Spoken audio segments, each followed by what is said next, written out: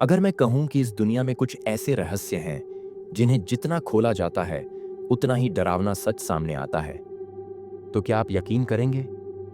यह कहानी है हिमाचल प्रदेश के चंद्रकोट गांव की, जहां दिन में सब कुछ सामान्य दिखता है, लेकिन रात होते ही एक खौफनाक सच्चाई बाहर आती है। गांव के पास की एक सुनसान सड़क, जहां आधी रात को एक लड़की दिखाई देती है। वह कभी रास्ते पर अकेले चलती दिखती है, कभी पेड़ों के बीच खड़ी मुस्कुराती है, लेकिन जो भी उसके पास गया वो या तो लौटकर नहीं आया या फिर उसने ऐसा कुछ देखा जिससे उसकी जिंदगी हमेशा के लिए बदल गई। अगर आप सच्चाई जानना चाहते हैं तो यह वीडियो आखिरी सेकंड तक देखें, क्योंकि जो आपको दिखने वाला है वो आपकी सोच से कहीं ज्यादा डरावना हो सकता है। तो चलिए कहानी शुरू करते हैं। हिमाचल प्रदेश की हसीन वादियों में बसा एक छोटा सा गांव था, चंद्रकोट। यह गांव अपनी प्राकृतिक खूबसूरती के लिए तो जाना जाता था, लेकिन इसके साथ कुछ डरावनी कहानियां भी जुड़ी हुई थीं। यहाँ के पुराने लोग कहते थे कि गांव से कुछ किलोमीटर दूर घने जंगलों के पास एक सड़क थी, जहां कई बार अजीब घटनाएं होती थीं। कुछ लोगों ने बताया था कि उन्होंने एक खूबसूरत लड़की को अकेले रात में चलते हुए देखा, लेकिन जब कोई उसे पास से देखने जाता तो वो अचानक गायब हो जाती। कुछ का दावा था कि उन्होंने उसकी आंखों में एक अजीब सी चमक देखी थी, मानो वो कोई इंसान न होकर कुछ और हो। लेकिन नए जमाने के लोग इन कहानियों को बस एक अफवाह मानते थे। गांव में रहने वाला अजय भी इन्हीं में से एक था।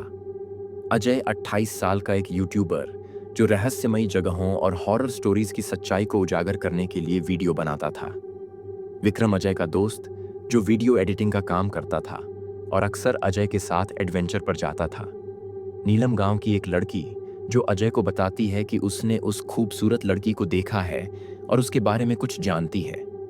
रवि काका, गांव के बुजुर्ग, जो इस जगह के बारे में कई डरावनी कहानियां जानते हैं। अजय और विक्रम को किसी ने इस गांव के बारे में बताया था। दोनों ने तय किया कि वे यहां आकर इस रहस्यमयी लड़की की सच्चाई का पता लगाएंगे।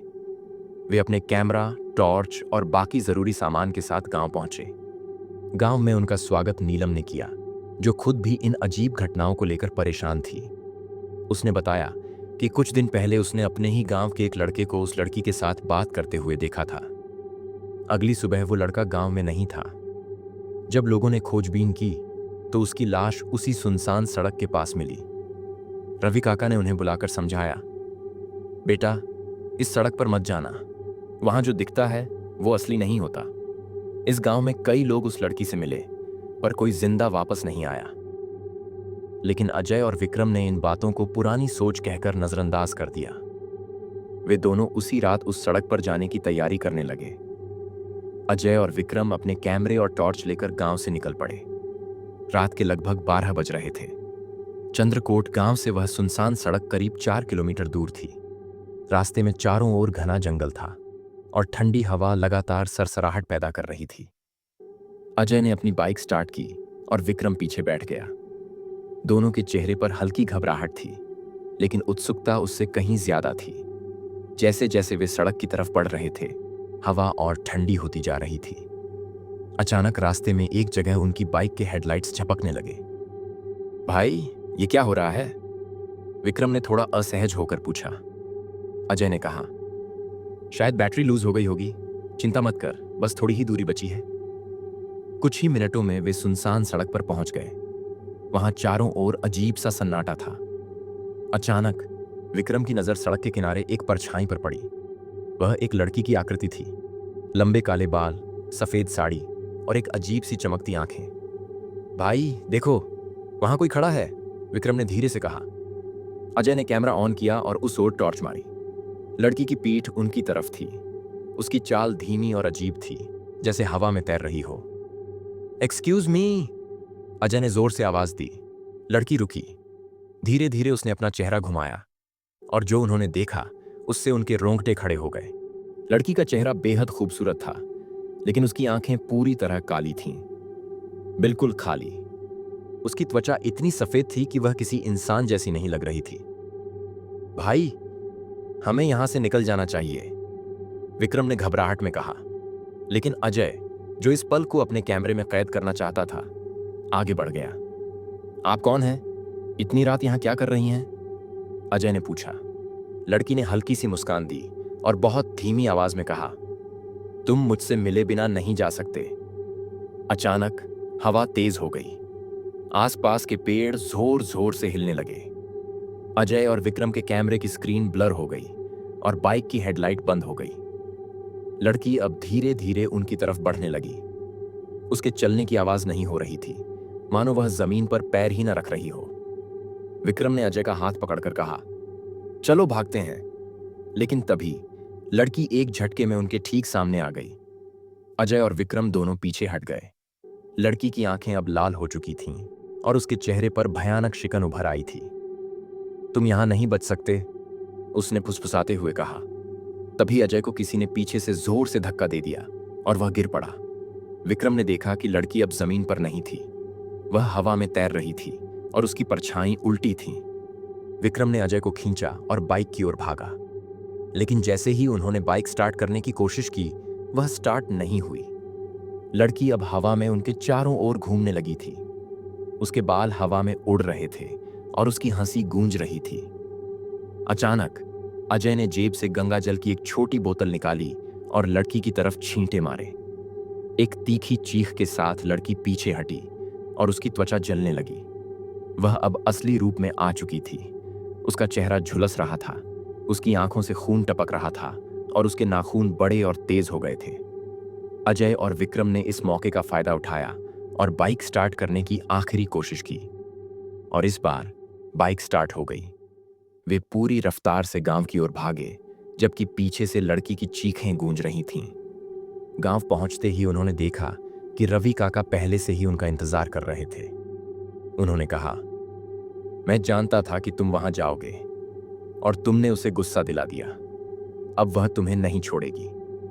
गांव में अजय और विक्रम दोनों बुरी तरह से हाँफ रहे थे। उनके चेहरे पर डर साफ झलक रहा था। रवि काका ने उन्हें अंदर बुलाया और दरवाजे की कुंडी लगा दी। तुम लोग बच तो आए, लेकिन अब वह तुम्हें चैन से नहीं रहने देगी, रवि काका ने गंभीर स्वर में कहा। नीलम, जो पास ही बैठी थी, डर से कांप रही थी। मैंने कहा था ना, वहां मत जाना। अजय अब भी सदमे में था। उसने अपने कैमरे को चेक किया, लेकिन स्क्रीन पर सिर्फ ब्लर वीडियो थे, कोई साफ तस्वीर नहीं थी। रवि काका, वो लड़की आखिर कौन थी? विक्रम ने पूछा। रवि काका ने गहरी सांस ली और बोले, उसका नाम सौम्या था। वह इस गांव में करीब 20 साल पहले आई थी, लेकिन वह कोई आम लड़की नहीं थी, वह चुड़ैल थी। करीब 20 साल पहले गांव के पास एक व्यापारी का परिवार बसने आया था। उसके साथ उसकी जवान बेटी सौम्या भी थी। वह इतनी खूबसूरत थी कि गांव के कई नौजवान उस पर मोहित हो गए। लेकिन कुछ ही दिनों में अजीब घटनाएं होने लगीं। कुछ लोग गायब होने लगे। कई लोगों की मौत रहस्यमय तरीके से हो गई। गांव के कुछ बुजुर्गों को शक हुआ कि इन घटनाओं का सौम्या से कोई संबंध है। एक रात उन्होंने देखा कि सौम्या जंगल में अकेली जा रही थी। जब उन्होंने उसका पीछा किया तो पाया कि वह एक सुनसान जगह पर बैठकर कुछ अजीब मंत्र बड़बड़ा रही थी। उसके चारों ओर हड्डियां और जलते हुए दिए रखे थे। गांव वालों को समझते देर नहीं लगी। वह कोई साधारण लड़की नहीं थी, बल्कि एक चुड़ैल थी। गांव वालों ने उसे पकड़कर जिंदा जलाने का फैसला किया। लेकिन जब उन्होंने उसे आग में झोंका तो उसने शाप दिया, तुम सब मुझे मार सकते हो, लेकिन मैं मरकर भी वापस आऊंगी और इस गांव के हर मर्द को अपने साथ ले जाऊंगी। उसके जलते हुए शरीर से एक काले धुएं की लहर उठी और एक भीषण चीख के साथ वह राख में बदल गई। लेकिन अगले ही दिन गांव के एक लड़के ने बताया कि उसने सड़क पर सौम्या को देखा था, ठीक वैसे ही जैसे वह जलने से पहले दिखती थी।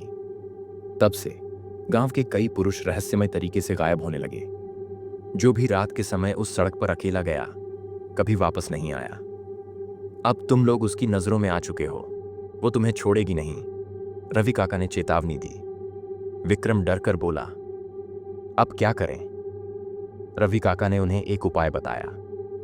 सौम्या को पूरी तरह मुक्त करने के लिए तुम्हें उसकी राख ढूंढनी होगी और उसे गंगा में प्रवाहित करना होगा। लेकिन यह आसान नहीं होगा। वह तुम्हें रोकने की पूरी कोशिश करेगी। अजय और विक्रम ने तय किया कि वे इस भूतिया रहस्य को हमेशा के लिए खत्म करेंगे। अगली रात दोनों हिम्मत जुटाकर उस सुनसान सड़क पर फिर गए। इस बार वे पूरी तैयारी से आए थे, गंगा जल, हनुमान चालीसा और एक तांत्रिक से लिए गए विशेष मंत्रों के साथ।